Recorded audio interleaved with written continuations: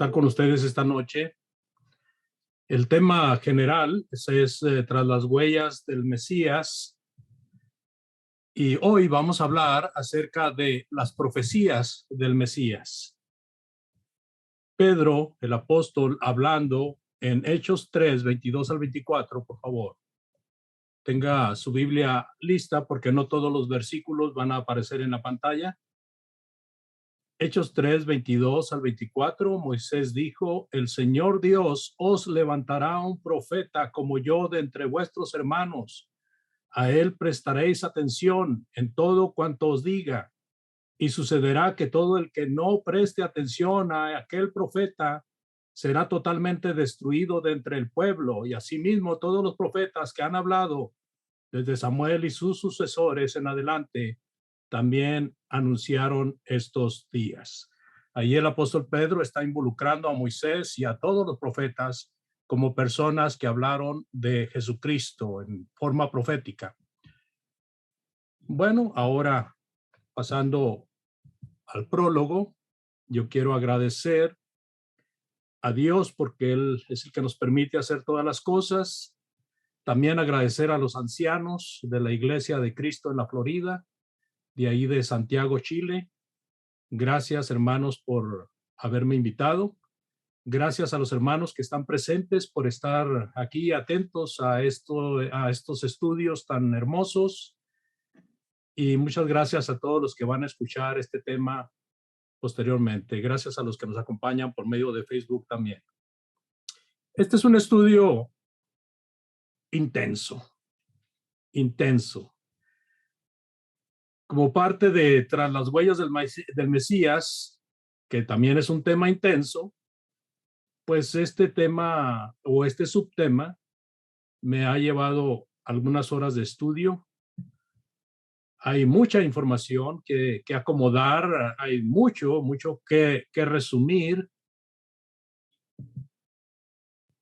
Así de que el propósito es que lo que uno lee, lo que uno estudia de la palabra de Dios y de libros alternos que ayudan en cuanto a la comprensión de los modismos y del lenguaje, pues el propósito principal de un predicador o de un maestro es ponerlo al alcance de manera sencilla, de forma que se entienda, que se entienda muy bien. Y yo tengo la satisfacción de la edificación propia y el gusto de compartir con ustedes hoy. Quise compartir esto por Facebook, pero no me fue posible. Sin embargo, el hermano César, de alguna manera me pasará luego el estudio, o lo pueden ver si entran a la página de la Iglesia de Cristo de la Florida. Así de que la satisfacción, hermanos, de haber preparado este estudio es la edificación propia y el gusto de compartir con ustedes hoy este tema.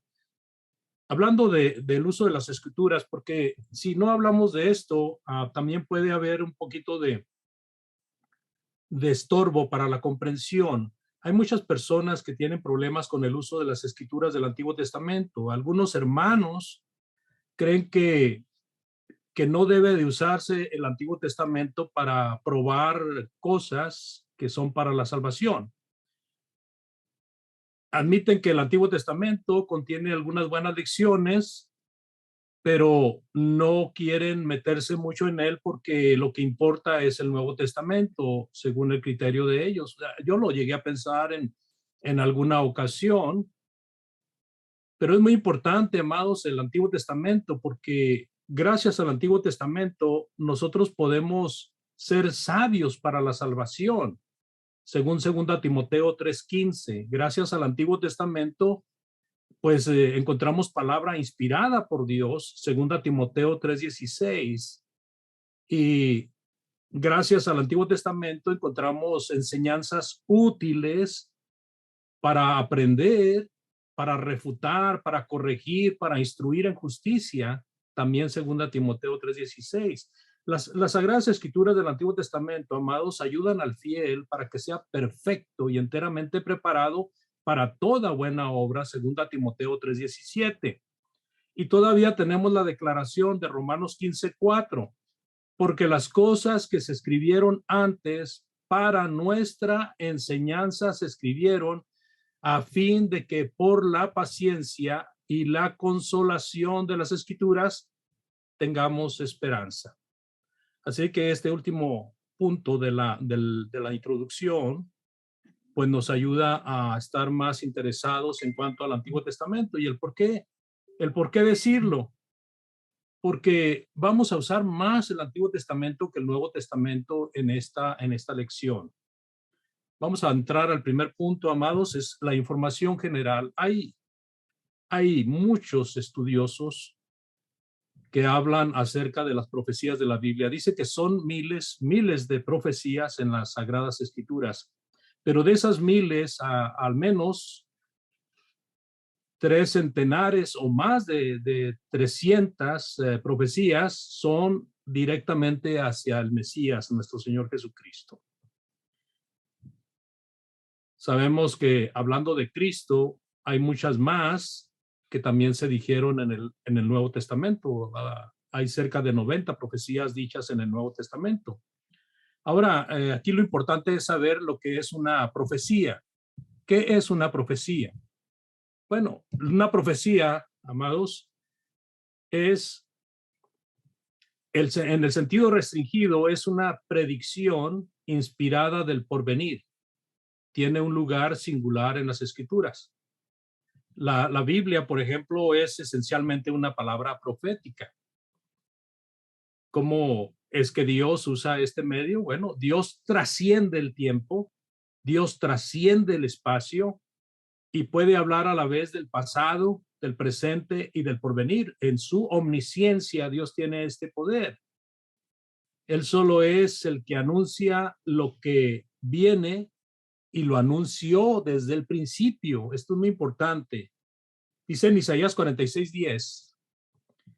46:10 de Isaías dice que declaro el fin desde el principio y desde la antigüedad lo que no ha sido hecho. Yo digo, mi propósito será establecido y todo lo que quiero realizaré. Note cómo Isaías hablando por Dios o Dios hablando por Isaías, mejor dicho, declaró el fin de las cosas, el fin del plan divino desde el principio y desde la antigüedad lo que no ha sido hecho. Podemos hablar, amados, en este punto de que las profecías acerca de lo que nosotros ya hemos visto en el Nuevo Testamento vinieron siendo declaradas desde el Génesis hasta el último de los profetas del Antiguo Testamento. ¿Qué significa Mesías? Bueno, esto es muy interesante también porque vamos a hablar mucho de ello. ¿Qué significa Mesías? Bueno, en el Antiguo Testamento, la palabra Mesías viene del hebreo Meshiach y el significado es ungido. A la vez, la palabra ungido, ¿verdad? Es muy común en el Antiguo Testamento, la unción con aceite, que simbolizaba la unción del Espíritu Santo a personas con una tarea específica. Ejemplo, a los sacerdotes, a profetas, a reyes. Hablando de reyes, precisamente, Jesús es mencionado como sucesor de David en un reino que no tendría fin. Así de que esta palabra nos ayuda a entender acerca de qué significa el Mesías. Dice segunda de Samuel 7:13, por favor. Segunda de Samuel 7:13. Él edificará casa a mi nombre y yo estableceré el trono de su reino para siempre. Ahí está pues una profetización acerca de lo que Jesucristo iba a hacer. También la palabra Mesías, hermanos, en casos muy especiales significa escogido y así se aplica a los patriarcas en Salmos 105:15, cuando dice el Señor, Salmo 105:15, no toquéis a mis ungidos, dice el Señor. Así de que en Salmos, Jesús es el ungido de Dios escogido para una tarea sin igual. Por ejemplo, Salmos capítulo 2, versículo 2 registra: y se presentan los reyes de la tierra y los gobernantes consultan unidos contra Jehová y su ungido.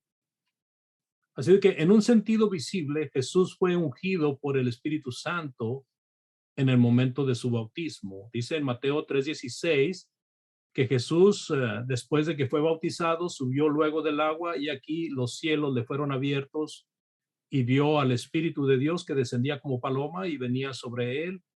Y hubo una gran voz de los cielos que decía: este es mi hijo amado en quien tengo complacencia.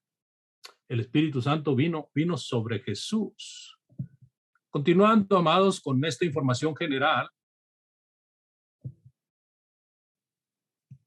vemos también en el Nuevo Testamento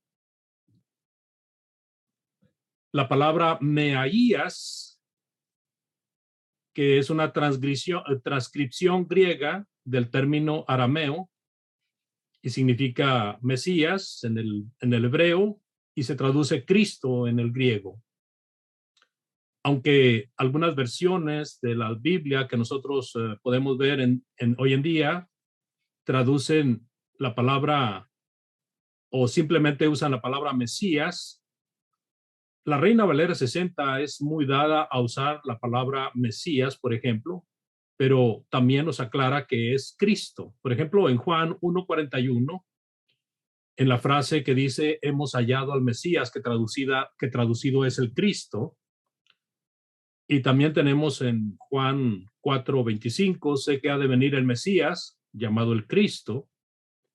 Y en Juan capítulo 9, versículo 22, que si alguno confesara que Jesús era el Mesías, fuera expulsado. Aquí la Reina Valera no traduce la palabra Mesías, que si alguno confesara que Jesús era el Mesías, fuera expulsado. No traduce la palabra Mesías, pero por ejemplo, la Reina Valera revisada sí lo traduce. La Reina Valera revisada del 77 también. La versión moderna también habla de ello como Cristo. La Benson habla como Cristo. La Biblia de las Américas habla como Cristo. Dice, por ejemplo, en la Biblia de las Américas, en Juan 9:22, que si alguno confesaba que Jesús era el Cristo, a diferencia de la Reina Valera que dijo que si Jesús era el Mesías, fuera expulsado de la sinagoga. Bueno, esas son las variantes, pero Mesías es Cristo y también los dos términos significa ungido. Y cuando se aplica al Señor Jesús, es el ungido de Dios, es el Cristo de Dios. Así de que el título Mesías también nos interesa por cuanto está dentro de este tema. ¿Qué significa la palabra Mesías? Bueno, el título Mesías, el título de Mesías por excelencia, se une a la persona de este príncipe anunciado por las profecías, el Señor Jesucristo. Cuando nosotros leemos allá en Daniel capítulo 9, versículo del 25 al 26, dice, sabe pues y entiende que desde la salida de la orden para restaurar y edificar a Jerusalén hasta el Mesías, príncipe, habrá 7 semanas y 62 semanas se volverá a edificar la plaza y el muro en tiempos angustiosos. Y después de las 62 semanas se quitará la vida al Mesías, mandó por sí, y el pueblo de un príncipe que ha de venir destruirá la ciudad, el santuario, y su fin será con inundación y hasta el fin de la guerra durarán las devastaciones. Estaba hablando Daniel acerca de este príncipe que venía para edificar y restaurar Jerusalén. Este era el Mesías, este era el príncipe que iba a estar reinando hasta que fuera quitada su vida. Y luego habla de otro príncipe que es el hijo de Vespasiano, Tito, que fue el hombre que sitió la ciudad de Jerusalén y esta ciudad fue destruida en el año 70 después de Cristo. A Jesús, amado, se le llama Mesías de la misma manera que se le llama hijo de David, hijo de hombre. Son numerosas las referencias del Mesías como Cristo en el ministerio de Jesús. Así de que Para los creyentes judíos, el Mesías es el ungido, es decir, aquel que recibe por el Espíritu de Dios reposando sobre él el poder de liberar a su pueblo y para establecer su reino. Desafortunadamente, la gran mayoría de ellos no lo quisieron reconocer. Aquí este segundo punto es el corazón del tema, hermanos, porque nos va a decir las razones de por qué nosotros debemos de conocer estas profecías. ¿Por qué debemos de conocer las profecías del Mesías o estudiarlas al menos? El tema que sigue va a ser acerca de la genealogía de Jesucristo y muchas personas han manifestado que es algo fastidioso, es algo aburrido estar leyendo esa parte de la Sagrada Escritura. Claro que sí, si no le encuentra sentido a ello, claro que va a ser muy fastidioso, va a ser muy aburrido. Y asimismo, si usted se pone a estudiar las profecías del Mesías y ve que hay más de 300 profecías y se pone a leerlas con el solo propósito de terminar de leerlas, pues no va a encontrar ningún beneficio. Entonces es muy importante saber por qué ver las profecías del Mesías. Este es el corazón del tema. Bueno, primeramente vamos a ver que porque revelan algo del futuro sobre el Mesías que la mera sabiduría humana no podría prever o suponer. Las predicciones que contienen estas profecías tienen suficiente detalle para descartar conjeturas con un lapso entre la predicción y su cumplimiento. Hay muchas profecías que fueron dichas en el jardín del Edén o cuando fue sacado Adán y Eva del huerto del Edén, y esas profecías pasaron miles de años para que se llegaran a cumplir en la persona de Jesucristo, pero se cumplieron. O sea, un lapso muy largo entre la predicción, entre la profecía y su cumplimiento. Y las que menos, profecías que fueron dadas 400 años antes de Cristo, que fue cuando Dios guardó silencio. Bueno, tuvieron que pasar 400 años, hasta 400 años después las profecías se hubieron cumplidas. ¿Y qué me dice cuando Daniel profetizó 500 y pico años antes de Cristo? Y cuando Isaías profetizó cerca de 700 años antes de Cristo y el salmista cerca de 1000 años antes de Cristo, estas personas profetizaron con mucho tiempo lo que iba a pasar en un futuro con un lapso de siglos de distancia. Y por eso es una cosa que se debe de apreciar como un tesoro muy precioso, porque qué, qué, qué alegría, qué gozo poder ver el cumplimiento de las profecías, especialmente en el tiempo en que el Señor dijo que se iban a cumplir. Así es que pueden traer una gran alegría, amados. Por eso es necesario conocer las profecías. Pueden, a medida que los cristianos se dan cuenta de cómo se cumplió cada profecía en su nacimiento, en su vida, en su muerte, en su resurrección. Las profecías mesiánicas son un punto de partida para entender el lugar del Señor en la historia y en la vida del seguidor de Cristo. Porque Moisés, los profetas y los salmos, llamados mesiánicos, apuntan a la venida, al ministerio, al sacrificio, a la victoria sobre la muerte de nuestro Señor Jesucristo y mucho más. No hay otro lugar, verás, donde nosotros sepamos de lo que se dijo de Cristo antes de su primer venida, sino en las Escrituras, en las Sagradas Escrituras. Y las Escrituras es conocido como la profecía de Dios. Dice en Lucas 24:44, aquel evento que tuvo el Señor Jesucristo con las dos personas de Emaús, con aquellos dos discípulos de Emaús, que no podían ver qué había pasado con Cristo y cómo esto era necesario que pasara. Y Cristo se los había dicho, pero ellos en el momento no lo recordaban o no lo querían recordar. Y en el versículo 44, Él les dice, estas son las palabras que yo les hablé, estando aún con vosotros, que era necesario que se cumpliese todo lo que está escrito de mí en la ley de Moisés y en los profetas y en los salmos.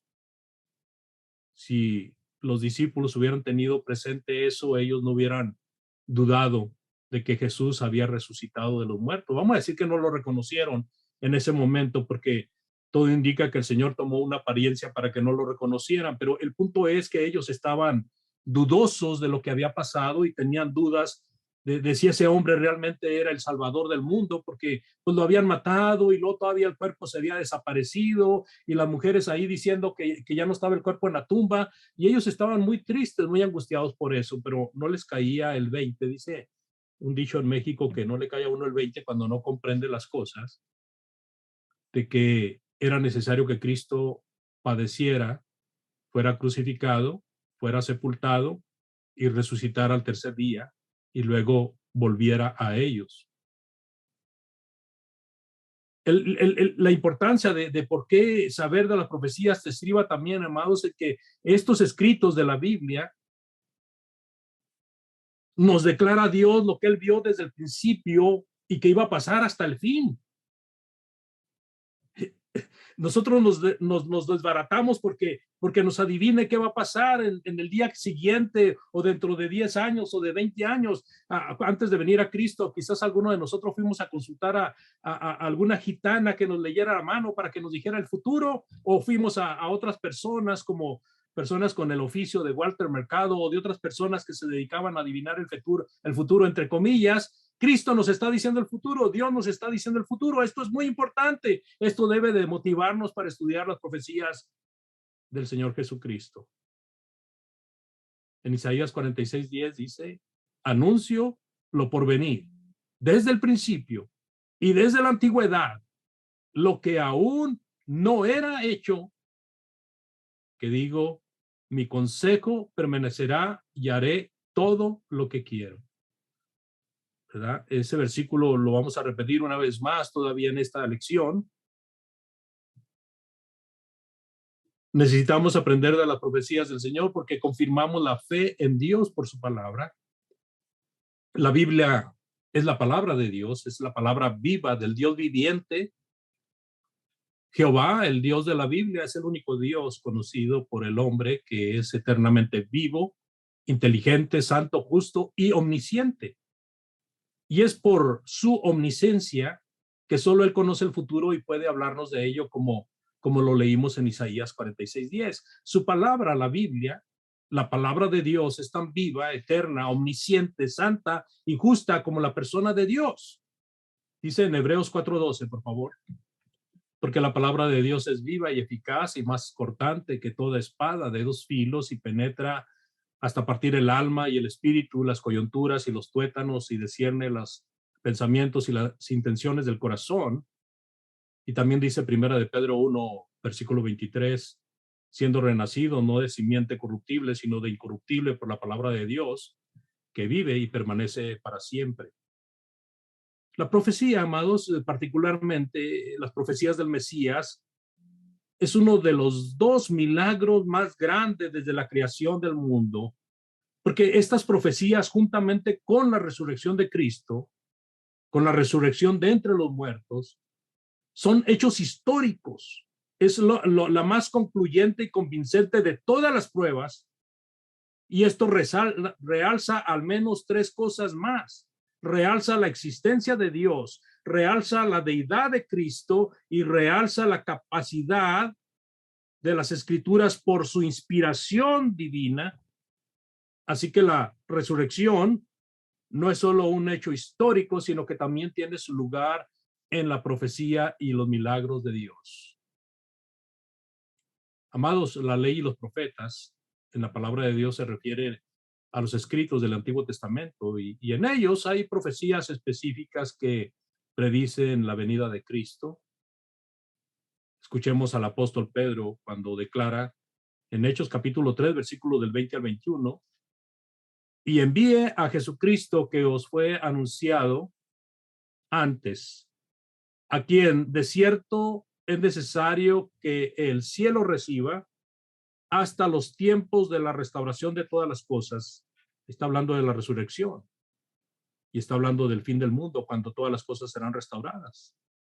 De que habló Dios por boca de sus santos profetas que han sido desde tiempo antiguo. Así de que, amados, por esa razón el Señor Jesús a manera de reproche. Les dijo a los judíos que no querían creer en él: ustedes escudriñan las escrituras porque creen que ellas tienen la vida eterna. Pues las escrituras hablan de mí y ustedes no quieren verme a mí, según Juan 5:39.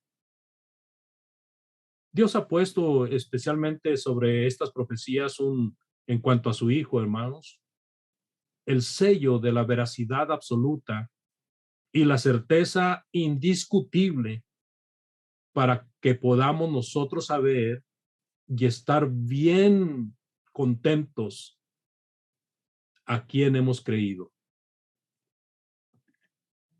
Así de que por esa razón las escrituras, hablando de las profecías del Mesías, son parte de la vida del cristiano y deben de ser parte de la vida del cristiano. ¿Por qué las profecías de Cristo son las más prominentes? Otra buena razón de por qué tener las profecías de Cristo en nuestra mente y en nuestro plan de estudio.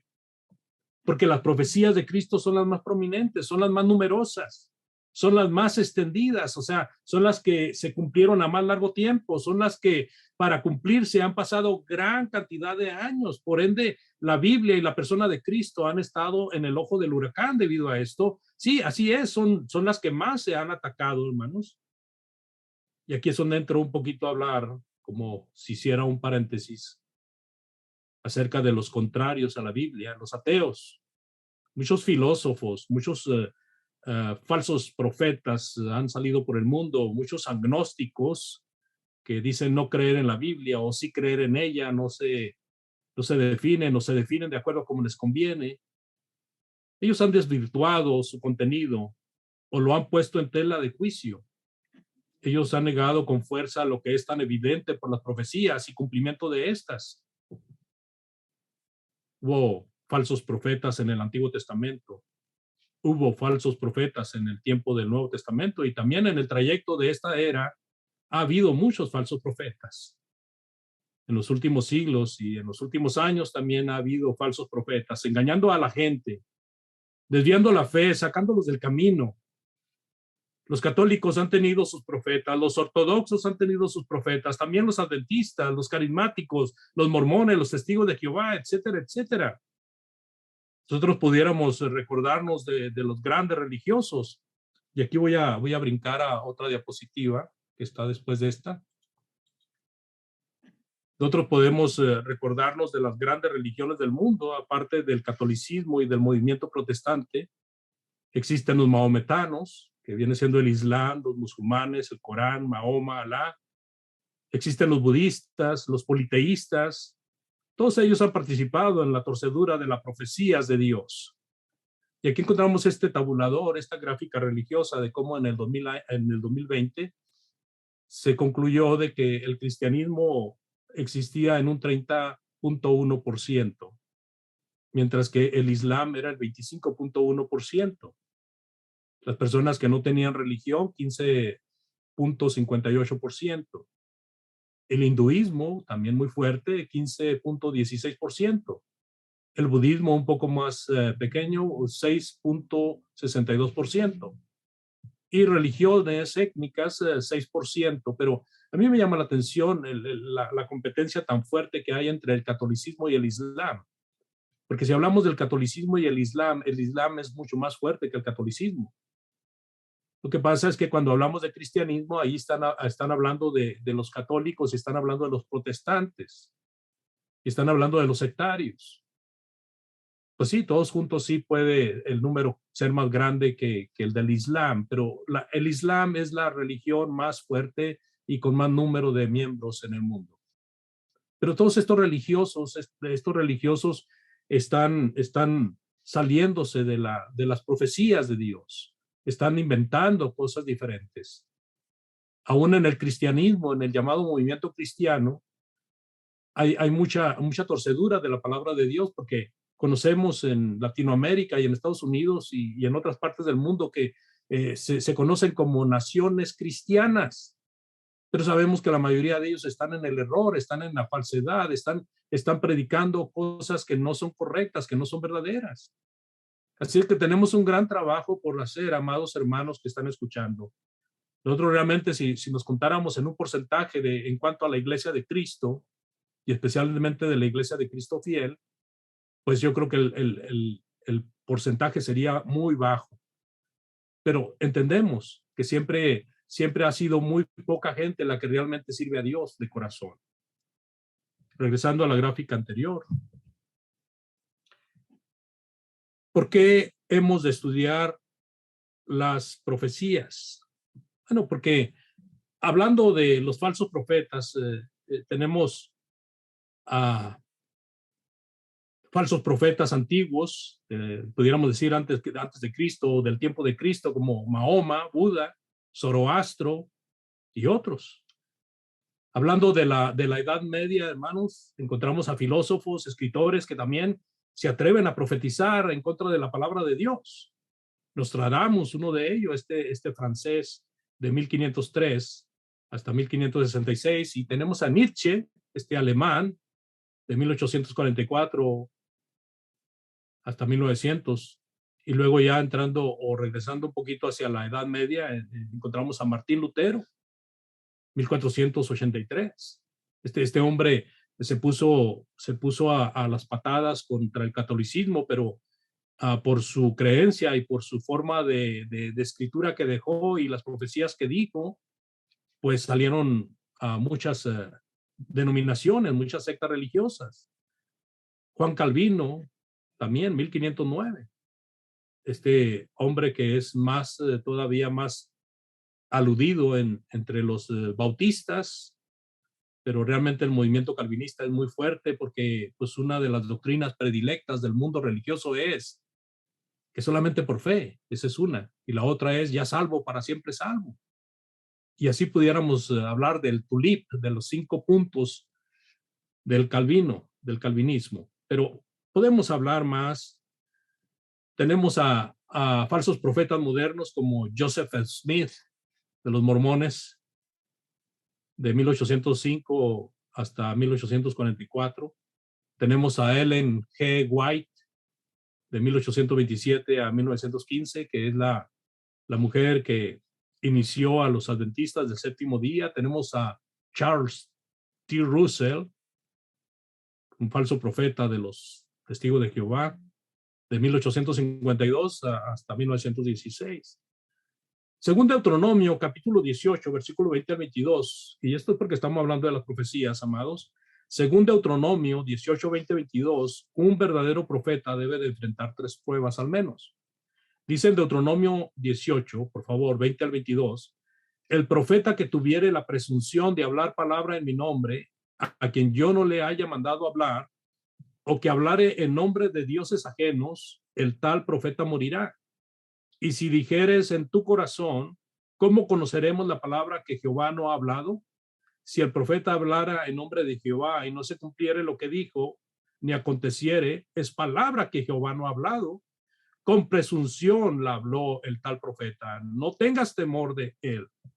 Así de que estas 3 observaciones, aquel que tuviere la presunción de hablar en el nombre de Dios, pero aquel que hablara en nombre de dioses ajenos, aquel que hablara en nombre de Jehová y no se cumpliere, esas son señales del falso profeta, son cosas que hemos visto una y muchas veces en los falsos profetas, tanto los que mencionamos como muchos que no mencionamos, que se han atrevido a poner fechas para determinado evento y no ha pasado. Y todavía mucha gente está tratando de acomodar los eventos actuales a las profecías de falsos profetas como Nostradamus y otros profetas que han salido por el mundo. Estamos en el punto 7 de esta gráfica. ¿Y por qué debemos de estudiar las profecías? Porque es de interés para Dios. Si Dios se interesa en mostrarnos tanta información de las profecías de su Hijo, pues también debe de ser de interés para nosotros como seguidores de ese Hijo de Dios. Más de 300 profecías sobre el Mesías han sido identificadas en la ley y los profetas. Todas las profecías, desde el primer libro de la ley hasta el último libro de los profetas, han sido cumplidas, hechos registrados y predichos 1500 años antes de Cristo y 400 años antes de Cristo. y todos cumplidos en Jesús de Nazaret en el primer siglo. Estamos hablando 400 años después de la última profecía. El doctor A.T. Pierson dice algo muy interesante. Uno podría esperar casi también por accidente presumir de que le falta agua al océano, como esperar que tantos rayos proféticos converjan por casualidad sobre un hombre. Claro que no es casualidad. Todas las profecías fueron hacia él y se cumplieron en él.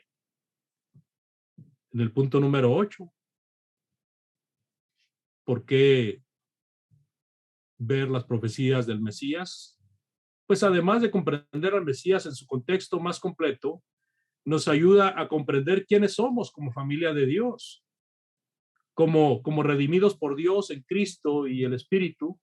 Formamos parte de una familia especial, un tesoro especial para Dios, como hemos leído en Primera de Pedro 2:9, que somos linaje escogido, real sacerdocio, nación santa, pueblo adquirido por Dios, para anunciar las virtudes de Cristo.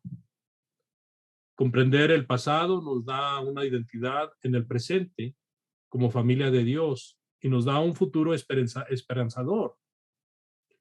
No entender que Jesús vino a cumplir la ley y los profetas llevó a muchas personas a rechazar a Jesús.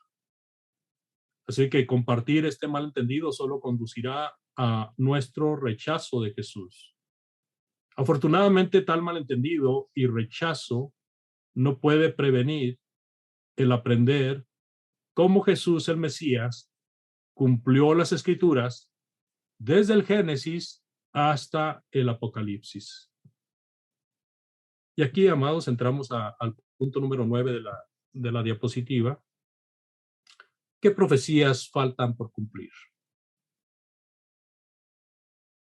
Todas las profecías concernientes a Cristo se han cumplido, hermanos, excepto había un hermano que siempre decía que la lección había estado muy bien, pero siempre decía, pero, pues yo aquí puse todas las profecías concernientes a Cristo se han cumplido, excepto, bueno, estamos esperando la segunda venida del Señor, el fin del mundo, la destrucción de la muerte, la resurrección, el juicio final, Satanás echado al lago de fuego, etcétera, etcétera. Todavía faltan algunas profecías que se cumplan, pero esto será en la segunda venida de nuestro Señor Jesucristo. Ningún hombre puede nombrar una profecía concerniente a Cristo que Jesús no haya cumplido. Así que nos parece hasta mucho necio que los ateos no puedan ver a este hombre tan maravilloso, tan increíble, que cumplió o que en él se cumplieron lo que todo se había dicho o lo que se había dicho de él en el Antiguo Testamento. ¿Y qué me dice del pueblo judío? Ignorar este hecho fenomenal, ellos que tenían contacto con la palabra de Dios. También debemos de considerar, amados, que la venida de Cristo es el corazón y es el alma del Antiguo Testamento. Eso es la venida, la primera venida de Cristo, y la segunda venida de Cristo es el mensaje básico del Nuevo Testamento. Entramos al punto número 3, amados, para avanzar. Y aquí vamos a hablar, muy importante este punto, los grandes propósitos de la venida del Mesías. Si nosotros no conociéramos el propósito divino del anuncio previo del advenimiento del Mesías, pues serían sin sentido las profecías. Sin duda, uno de los grandes resultados, muchos supieron que Él era Dios. ¿Se fija? Muchos supieron que Él era Dios. ¿Quién puede perdonar pecados? Solamente Dios. La promesa y profecía de Dios de un Salvador fue dada por primera vez tan pronto como se necesitaba. Y aquí entra algo muy importante. Nosotros, si alguien nos preguntara cuál fue la primera profecía del Mesías que encuentras tú en las Sagradas Escrituras, ¿cuál es la primera profecía que encuentras tú en el Antiguo Testamento acerca del Mesías? O profecía mesiánica, para decirlo de otra manera, pues yo decía con toda claridad, porque lo comprendía, amados, Génesis 3:15 es la primera profecía del mesiánica, pero no. Fíjense que el plan de Dios se echó a andar desde el momento en que el hombre pecó. Dice en Génesis 2:17, por favor. Pero del árbol del conocimiento del bien y del mal no comerás, porque el día que del comas ciertamente morirás. Y entonces, debido a ese pecado del hombre, dice Romanos 5:12, por tanto como el pecado entró en el mundo por un hombre y la muerte por el pecado, así también la muerte se extendió a todos los hombres por cuanto todos pecaron. ¿Se fija? O sea, la profecía de Dios de un Salvador, hermanos, fue desde el momento en que el hombre pecó. Porque se necesitaba ahora el perdón de pecados. Y esto tiene que ver con herir a la serpiente en la cabeza. En Romanos 6:23 dice, Romanos 6:23, porque la paga del pecado es muerte, pero la dádiva de Dios es vida eterna en Cristo Jesús, Señor nuestro.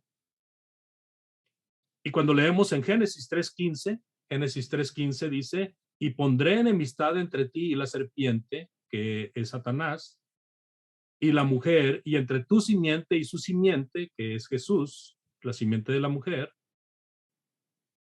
la simiente de la mujer herirá tu cabeza y tú herirás su talón. Esa es la profecía en Génesis 3:15. Pero todo eso vino a raíz del pecado del hombre. Cuando aquí en Génesis 3:15 dice simiente de mujer, muy importante, esta es la profecía mesiánica más clara que podemos ver en el Antiguo Testamento. ¿Por qué? Porque dice simiente de mujer, no dice simiente de mujer y hombre. Y Jesucristo vino a ser solamente simiente de mujer, porque nació de una mujer virgen. Se refiere al nacimiento virginal de Jesús.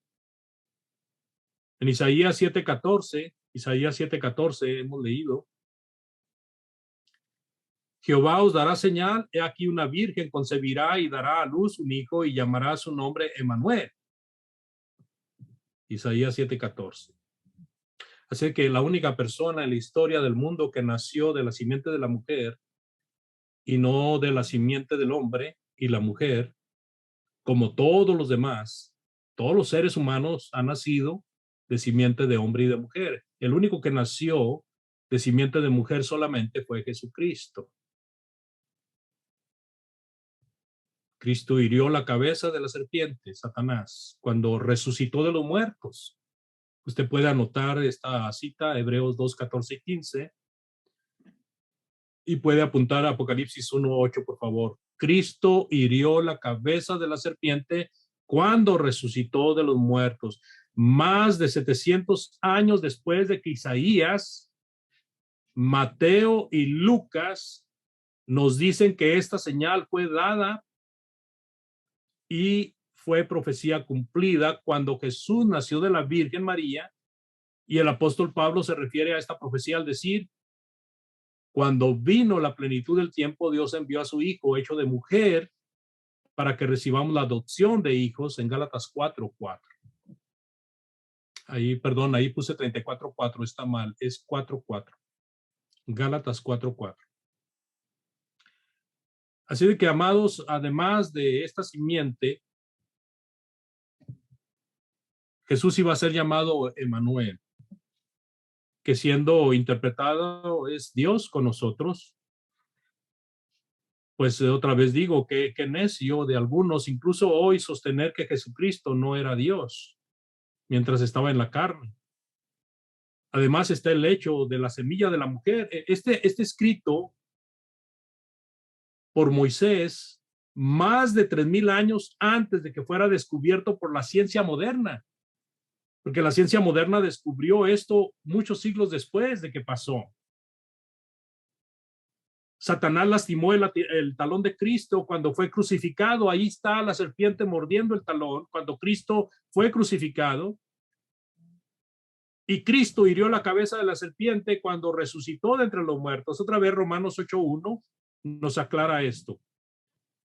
Romanos 8:1 dice, ahora pues ninguna condenación hay para los que están en Cristo Jesús, los que no andaban conforme a la carne, sino conforme al Espíritu. Pero note, por favor, el énfasis. Todo empezó con la caída del hombre.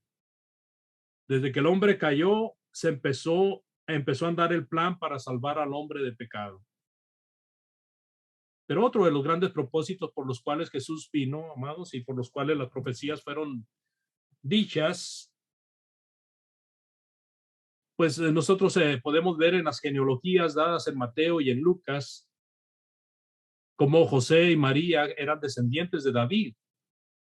Y por lo tanto, las profecías de Dios con respecto a que Cristo era de la simiente de la mujer, y también dice que era la simiente de David posteriormente, según la carne, Jesucristo era de la simiente de David, y así se cumplen literalmente a pesar del hecho de que la línea real de David había caído en la oscuridad.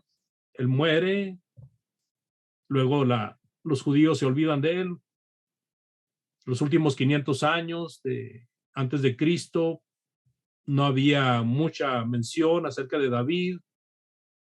En Hechos capítulo 15, versículos del 15 al 18, dice la palabra de Dios. Y con todo esto concuerdan las palabras de los profetas, tal como está escrito, después de esto volveré y reedificaré el tabernáculo de David que ha caído, y reedificaré sus ruinas y lo levantaré de nuevo, para que el resto de los hombres busque al Señor, y todos los gentiles que son llamados por mi nombre, dice el Señor, que hace saber todo esto desde tiempos antiguos. Se fija, David estaba muerto, David estaba en la tumba, pero el que había de venir a levantar el reinado de David ahora para hacerlo un reinado eterno era Jesús. Así que en su resumen de la profecía, el Cristo resucitado declara, yo soy, dice en Apocalipsis 22:16, por favor, yo soy la raíz y la descendencia de David. ¿Cómo el Señor Jesucristo dice estas cosas? Dios además le prometió a David que mientras estaba durmiendo en su tumba, su reino sería levantado por un descendiente y sería un reino eterno. Segunda de Samuel 7, del 12 al 14, por favor. Segunda de Samuel 7, del 12 al 14, como está apuntado ahí. Cuando tus días se cumplan y reposes con tus padres, levantaré a tu descendiente después de ti, el cual saldrá de tus entrañas y estableceré su reino. Él edificará casa a mi nombre y yo estableceré el trono de su reino para siempre. Yo seré padre para él y él será mi hijo. Cuando cometa iniquidad lo corregiré con vara de hombres y con azotes de hijos de hombres. Ahí está pues la promesa de Dios, el Padre, acerca de el reino eterno por medio de su Hijo Jesucristo. Pero Pedro también habla de ello acá en Hechos 2, 29 al 31. Hermanos, dice en Hechos 2, del 29 al 31, hermanos del patriarca David, os puedo decir conforme y que confiadamente él murió y fue sepultado y su sepulcro está entre nosotros hasta el día de hoy. Pero él siendo profeta y sabiendo que Dios le había jurado sentar a uno de sus descendientes en su trono, miró hacia el futuro y habló de la resurrección de Cristo, que no fue abandonado en el Hades, ni su carne sufrió corrupción. Y Pablo dice, porque debe reinar hasta que ponga a todos los enemigos bajo sus pies, y el último enemigo que será destruido es la muerte. Primero a los Corintios 15, del 25 al 26. Pedro y Pablo están hablando de David y están dando la aplicación y el cumplimiento de Jesús, y está hablando de que Dios iba a sentar de su descendencia a alguien para que tuviera ese reino eterno. Y este hecho de sentar a alguien para que reinara eternamente es el acto de la resurrección de Jesucristo. Cuando Cristo es resucitado, Él es sentado como rey para empezar ese reino eterno. Cristo comenzó a reinar en el trono de David cuando comenzó a sentarse en el trono de David, acto mismo por la resurrección de Jesucristo, y el reino del Señor es la iglesia. Los llamados fuera sirven en el reino celestial en la tierra con el propósito de mantenerse firmes, y se sentará y reinará en el trono de David hasta que el último enemigo, la muerte, como dijo Pablo, sea destruido, y eso será en la segunda venida de Cristo, que será el fin de los tiempos. Último punto, amados, pero no es el último punto cortito, es un punto un poco largo. No quiero dejar ir esta lección y esta oportunidad para hablarles un poquito de una gran lista de profecías mesiánicas. Pero estas están puestas de tal manera que usted puede ver la línea bien derechita, desde la promesa hasta su resurrección. Empezamos en Génesis 3:15, dice que nacería de una mujer para dejar establecido de que sería un miembro de la raza humana. Así de que él descendería de una mujer. También encontramos en Génesis 22:18 que sería descendiente de Abraham, pero Abraham tuvo 2 hijos. Bueno, en Génesis 21:12 sería descendiente de Isaac, pero Isaac también tuvo 2 hijos. Pero entonces cuando leemos en Números 24:17, dice que sería descendiente de Jacob. Se fija la línea tan derecha, tan recta, tan clara. En Génesis 49:10 dice, bueno, Jacob tuvo 12 hijos, pero Génesis 49:10 nos enseñó que era de la tribu de Judá, donde saldría el cetro que reinaría sobre todas las naciones. Imagínense qué importante estas profecías. Y también podemos ver en Isaías capítulo 11, versículo 1, que sería del tronco de Isaí, porque aquí está una situación muy interesante. Isaí tuvo 8 hijos. Y cuando se envió a Samuel a que ungiera a un hijo de Isaí, Samuel quería ungir a otro de los hijos de Isaí, guiándose por la estatura y por la edad. Pero Dios le dijo, será el menor de ellos, el que anda pastoreando ovejas. Y así de que cuando dice que sería del tronco de Isaí, se refiere a descendiente de David, el menor de Isaí. En Jeremías 23:5 dice claramente que sería David el menor, del cual descendería el Mesías. Interesante, pero seguimos con otra parte de esta gran lista, amados. El nacimiento de Jesús en Isaías 7:14. Miqueas nos había dicho que nacería de una mujer virgen, de Miqueas 5:2. Daniel hizo varias predicciones 500 y pico años antes de Cristo. En el Salmo 72:10 dice que vendrían los sabios del oriente. En Jeremías 31:15, el llanto de Raquel que llora por sus hijos. Este hecho pasó cuando los sabios del oriente llegaron buscando al rey de los judíos que había nacido, y Herodes le preguntó que cómo era eso, y él investigó y luego se dio cuenta de que estos hombres lo habían burlado, y entonces mandó matar a todos los niños menores. Y ahí fue el llanto de Raquel por sus hijos, profetizado cerca de 700 años antes de Cristo. Interesante. Juan el Bautista, en Isaías 43, en Malaquías 3:1, aunque Marcos capítulo 1, versículo 2, menciona solamente a el profeta Isaías, nosotros encontramos estas palabras entre Isaías y Malaquías. Pero puede usarse el nombre de Isaías porque como quiera Isaías era un gran representante de todos los profetas. Ahora, en Marcos capítulo 1, versículo 2 y 3 dice, como está escrito en Isaías el profeta, he aquí yo envío mi mensajero delante de tu faz, el cual reparará tu camino delante de ti. Voz del que clama en el desierto, preparad el camino del Señor, enderezad sus sendas. Y ahí seguimos con otras predicciones muy interesantes. Acerca del ministerio del Señor Jesucristo se nos habla también de que Jesús comenzaría en Galilea, en la tierra de Neftalí, en la tierra de Zabulón, dice Isaías 9:1.